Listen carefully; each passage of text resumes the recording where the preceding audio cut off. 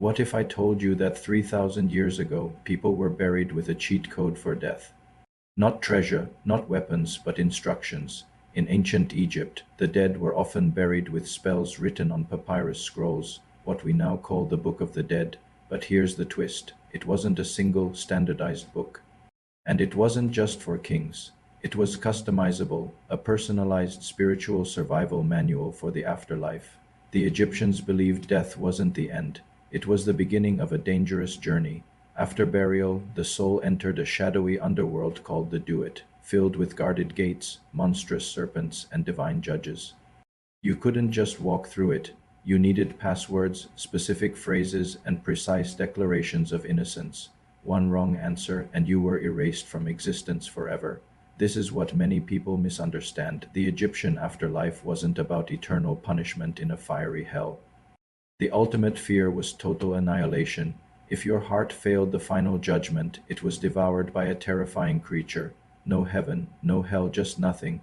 That's why these spells were so critical. They weren't just superstition. They were preparation for the ultimate test. One of the most famous copies belonged to a scribe named Ani.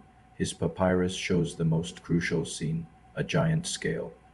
On one side, your heart; on the other, a single feather representing truth, order, and justice. Your entire life, every action, was weighed against that feather. The Book of the Dead provided the script for that moment, the negative confession. The deceased would declare, "I have not stolen, I have not lied, I have not harmed another person." It was less about casting magical spells and more about proving your moral worth.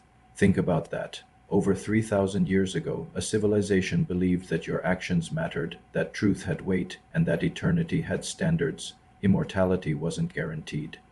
It had to be earned. This fragile papyrus was their insurance policy against oblivion. So here's the real question. If your heart were placed on that scale today, with no excuses and no explanations, would it be lighter than a feather? And if you had only one chance to plead your case, would you know what to say? Thanks for watching.